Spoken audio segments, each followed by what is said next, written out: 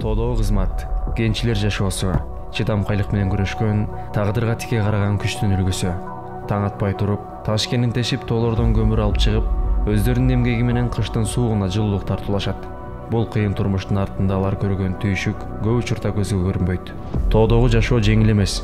Эң эле жөнөкөй сунууда, мөңгүлөрдөн ташып келүү да өзүнчө бир түйшүк. Тамак аштары жөнөкөй, көбүнчө энергия берген гана азыктарды жешет. Аба ырайы болсо көп учурда катаал, муздак шамал беттен чапса, кар жаап, табият өз аларды сынагандай туюлат. Суук күндөрдө, өзгөчө кышында, үй бүлөсүнөн алыста, тоо арасында жашоо оор. Алардын жүрөгү ысык очок, балдарынын күлкүсү үчүн сагыныч менен согот. Бирок бул кыйынчылыктарды жеңип, ишин улантып үй бүлөсүнө татыктуу жашоо тартуулоого умтулушат. Биздин бул чыгарылыштагы каарманыбыз аркылуу деңиз деңгээлинен 3600 метр бийиктиктеги кенчилерибиздин бир күндүк жашоосун чагылдырабыз.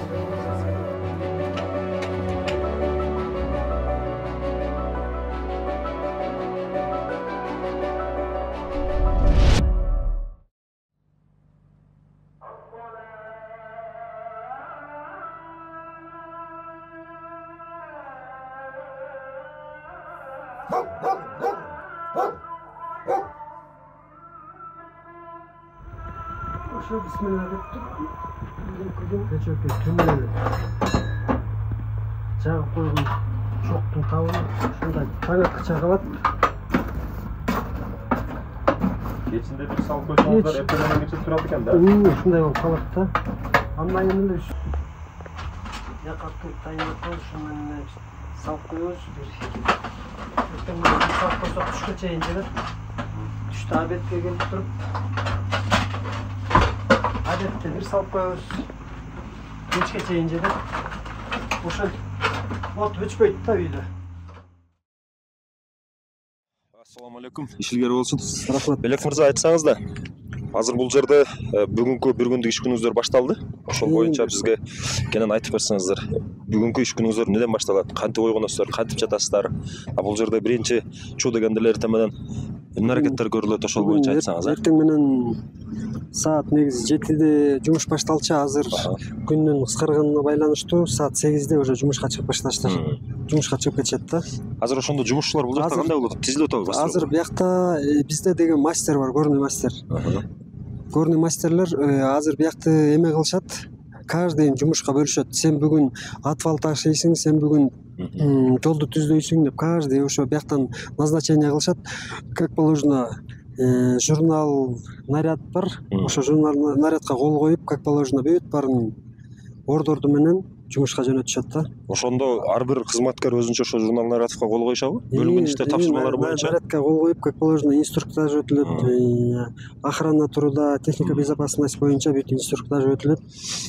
Азыр мына оң жагыңызда турган белаздар, булардын жумуштарын кандай жумуштар аткарып атышат азыр бүгүн? Азыр бүгүнкү күндө атвал жана көмүр ташылып атат да. Көмүр уже чыгып баштады.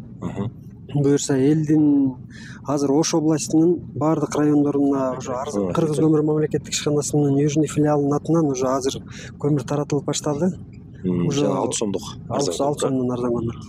Ошо биздин биякта территорияны айта кетсек, общий лицензионный площадь 12,62, а земельный отвод бул 16,78 гектар.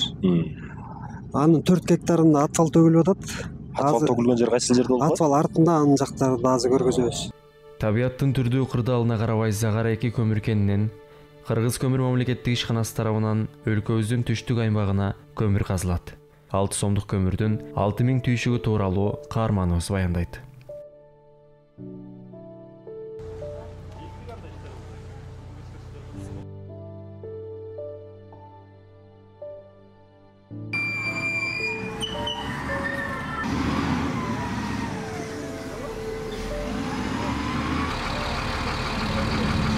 Бул жакта азыр көмүр алынып атат, но берибизде казып келаткан.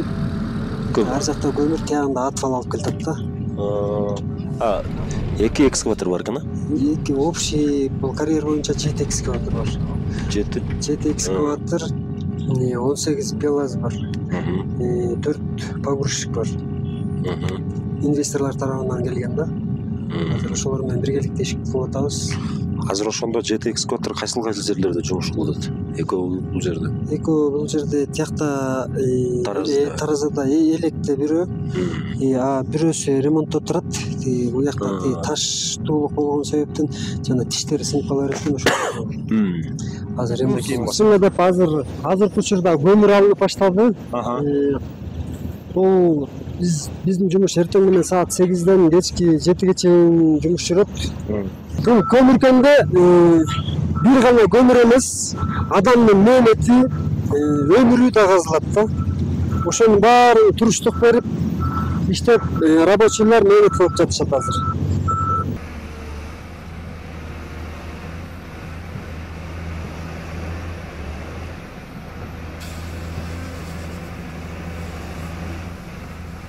Ошол көмүрдүн сапатын айта кетсек, бияктын сапаты аябай жакшы көмүр. 6300дөн 7000ге чейинки калориясы бар. Элибиз азыр сүйүнүп алып атышат. 6 сомдон Ош областынын бардык райондоруна таратылып баштаган.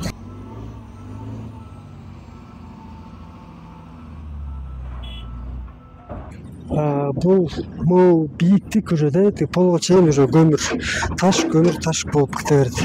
Ошондо бул жерде көмүрдүн жалпы запасы канча мамлекеттик? Мамлекеттики 195 миң, 200 миң тонна да. Бул эми канча убакытта, канча жыл ичинде казынып? По проекту 6 жылга. Биринчи жылы 20 миң, 30 миң, анан 50 миң жөнөтүлгөн проектте жазылган. Атак биз колдон келишинче проект менен иштегенге аракет кылып атабыз. Таштын астында уже мындайына жайгашканда 35 градуста. Ошол таштын аркы бетине чейин ушундай 35 градус менен казылып атат да. Ушундай чет ушул жер болобу? Чет ушул жер мындай бойдон кирип кете берет да. Ар жагы 100 метрге чейин кирип кетиши мүмкүн да даже. Баары жылып жакшы мээнет керек. Эми мына көмүр да мына бул, Көмүр. Мындан төлө техникасыз деле кол менен деле каза бере турган болуп калыптыр да. Уже жетилип калыптыр да. Скрышный работасы бүтүп, уже дайындалып, эмне деген бияка мээнет кетти. Ушунча көмүрдү ачыш үчүн үстүндө дагы мындай горный масса. Бул ошондо мына көзгө көрүнүп турган жерлери үстүндөгү ташы алынып, дайын да. Ушул жактан азыр элге жүктөп жеткирип атабыз. Экскаватор газ менен ушу подкопша эле жүктөп атат. Подкопша жүктөп туруп, белаздар менен тигине кеп тартат. Азыр элекке түшүрөт. Электен анан өзүнчө маркага бөлүнүп туруп анан иштеп өзүнчө БСШ анан БКга бөлүп атабыз, анан Орешка деп. Ошолор 3кө бөлүнүп туруп анан элге жеткирилип атат да.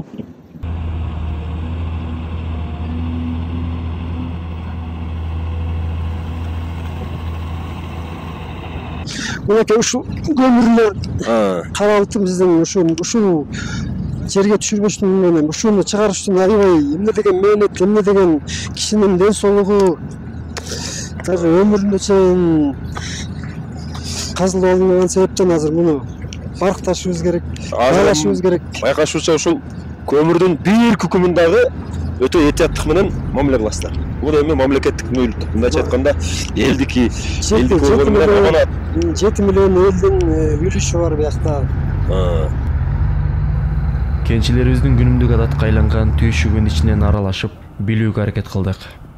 Канчалык татаалы, канчалык бийик, кандай гана узак болбосун мамлекетибиз шарт түзүп, жарыктык үчүн электр энергиясына движок орнотуп, спутниктен алып берүүчү жаңы үлгүдөгү 5G Wi-Fi таратылганын айтып, бул суукта мындай иш-чаралар алда канча жеңилдик болорун белгилейт. Топпайсызбы? Мына интернет байланыш аркылуу Кыргыз көмүр мамлекеттик ишканасынын түштүк филиалы бизге мынча машина кетти деп байланышка чыгып турат депчи. Бул жерде интернет байланыштары кандай курулган? Биз деңиз деңгээлинен 3000 метр бийиктикте турсак, ошо мамлекеттин биздин ишканабыздын жардамы аркылуу полный ошо интернет тармагы обеспечение болунду. Бул Elon Musk'тын жана спутниковый связь Starlink деген компаниянын интернет менен иштеп жатабыз. Интернетибиз бул жерде азыр 5G кармайт. Анча-мынча шаар жерлерге караганда биякта даже күчтүүрөөк кармайт десек болот да. Ошондо 24 саат бою кайтарым байланышка чыгып турасыздар. Үзүлбөйт связь. Байланыш үзүлбөйт. чектелди. Биякта БелАЗ көмүрчүктөп кеп барат. Элекке түшүргөндө жакшы шашпай түшүрдүрүп карап коесуң контролдо, Макул, хорошо, контролдоп турам. Молодец. Иш алтара берели.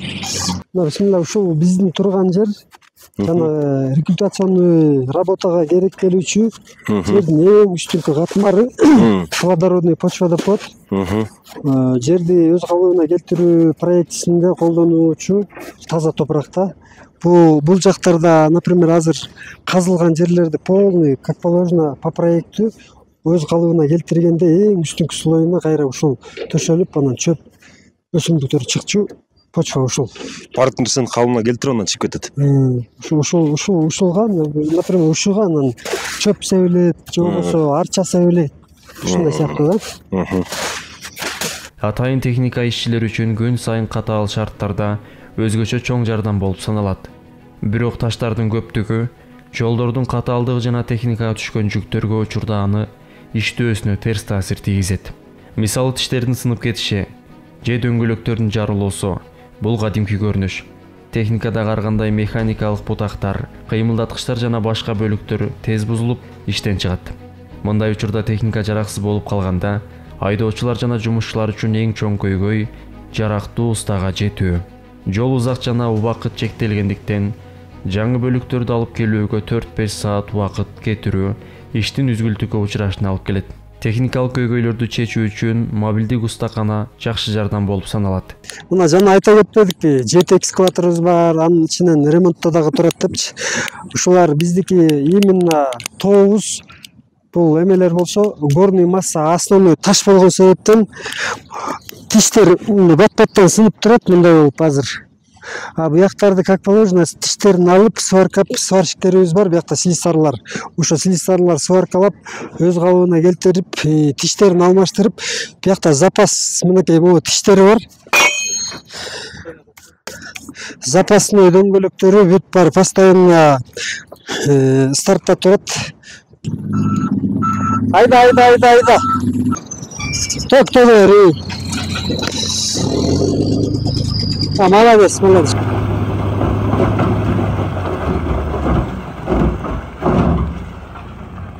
Ушул турган жер отвальный площадка деп коебуз. Биякта негизи земельный отвод 4,5-4 гектар общий территориясы отвальный площадка. Азыркы учурда азыр именно көрдүңөр кандай төгүлдү отвал. Ушул жерлерге полностью отвал төгүлөт. Биякта болсо ыштып, мындайынан запаста турат азыр. Бияк бул дагы майда анча-мынча эме көмүрлөрү бар, чоңураак. Бул дагы электен бир сыйра өткөрүлөт да. Бул жактын баары уже отвальный площадка, отвалдар ташылып ушакка келип төгүлөт. Всё.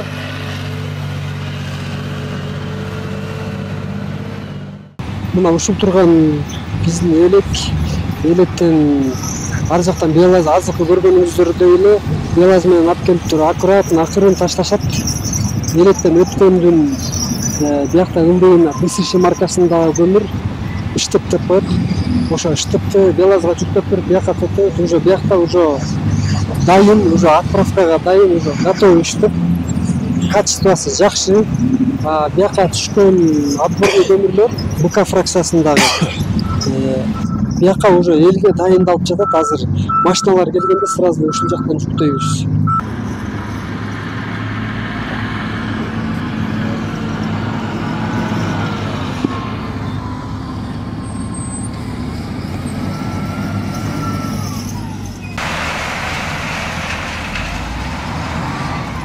Ошол биздин бияк мамлекеттик ишкана болгон себептен бизди азыркы кароолдорубуз дагы МВДдан келип кайтарышат азыр.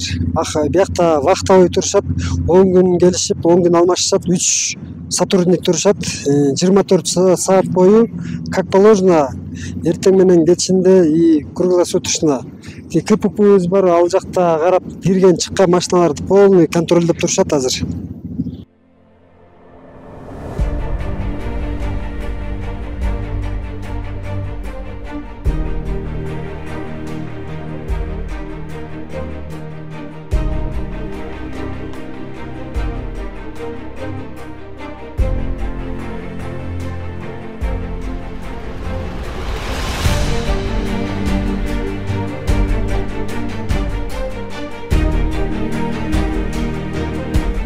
Көмүр ташуучу айдоочуларда ушул түйшүктүн бир бөлүгү кен менен көмүр кампаларынын ортосундагы негизги байланыш өз жанын тобокелге салып катаал аралыкты тонналаган жүк менен басып өтөт. Андыктан айдоочуларыбыздан да интервью алууну туура көрдүк. Алар тоолордон көмүрдү жеткирүү үчүн катаал жолдордо жүрүшөт. Кар баскан жолдордо тайгактап, оор жүктү ташуу оңой эмес. Жолдо дөңгөлөктөр жарылып, суукта машинанын бузулушу көп кездешет. Ошондой учурларда да жардам сураганга эч ким жок. Кыштын ызгаарына туруштук берип, өз күчүң менен чыгарууга аргасыз болушат. Ушул канча жылдан бери айдоочулук менен алектенесиз? Канча жылдан бери көмүр ташыйсыз? Көмір ташығаныма бір 6-7-10 жылдай болып қалды. Мұрын зил менен ташыйтылек, зилдин опырталы көп болчу. Сусу кайнайтылы, перебой болатылы. Шөйтіп азап менен жеткирчилек. Азыр эми бардыгы заманбап машиналар келип, зилдин баары жоголду. Азыраак эле зилдер калды.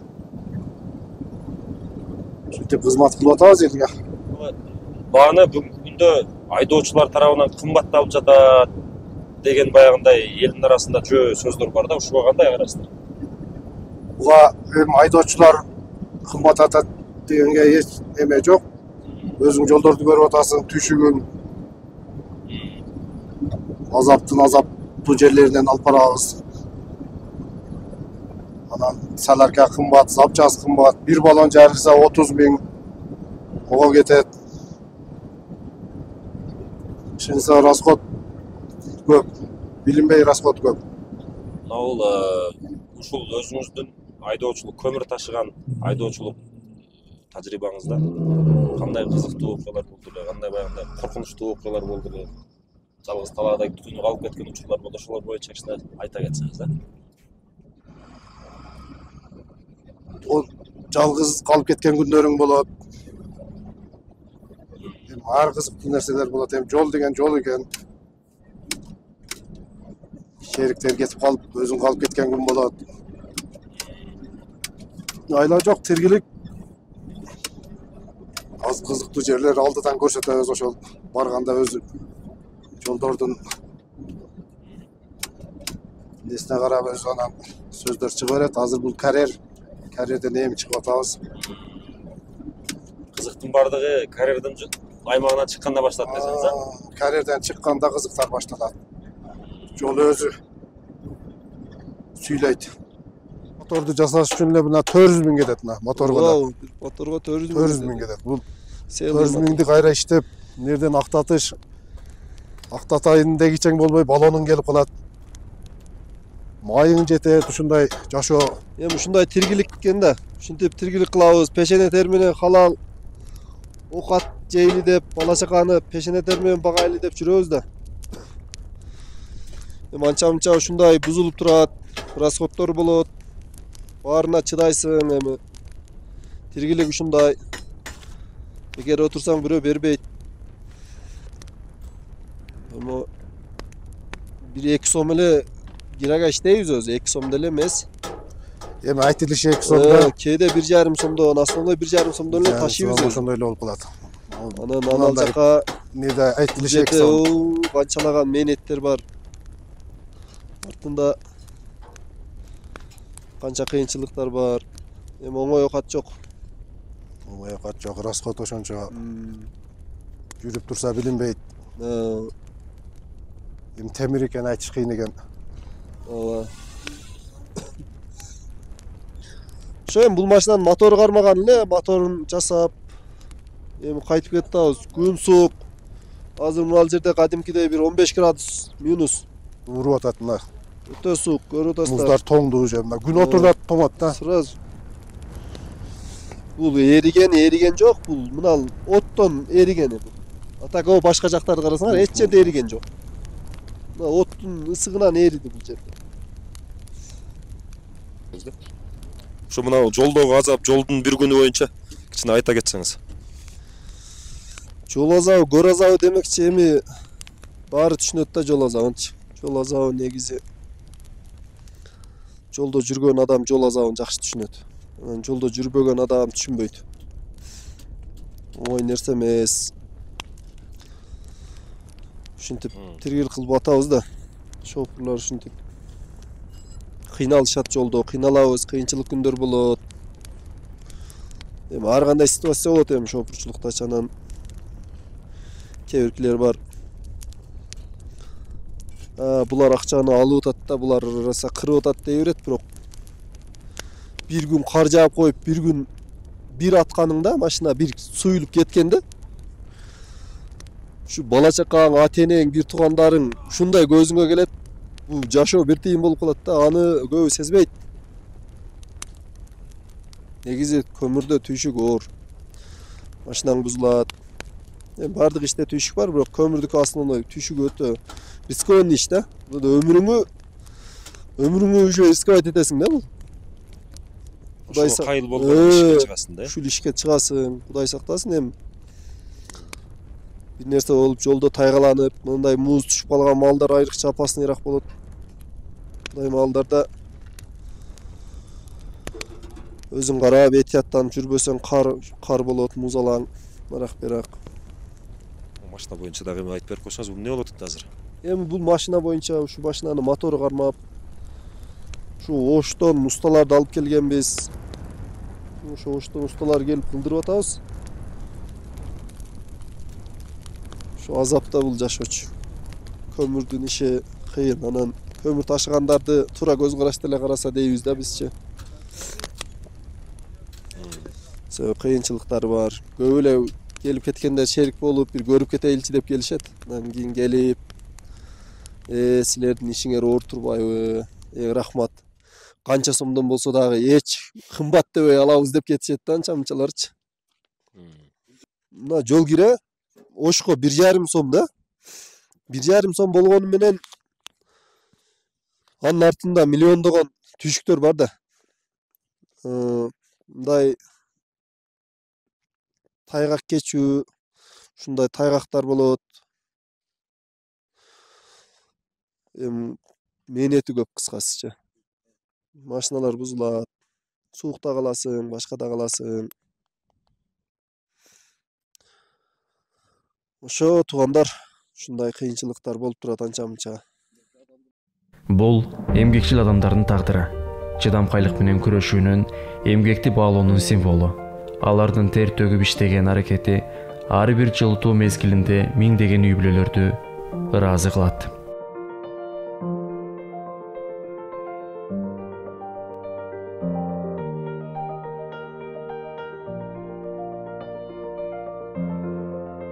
Учурда Кыргыз көмүр мамлекеттик ишканасы Ош облусунун аймагына мамлекеттик Загара 2 көмүр кенинен арзан көмүр сатыла турган 20 көмүр кампасын ачкан. Учурда жарандарыбызга арзан көмүр жеткирилүүдө.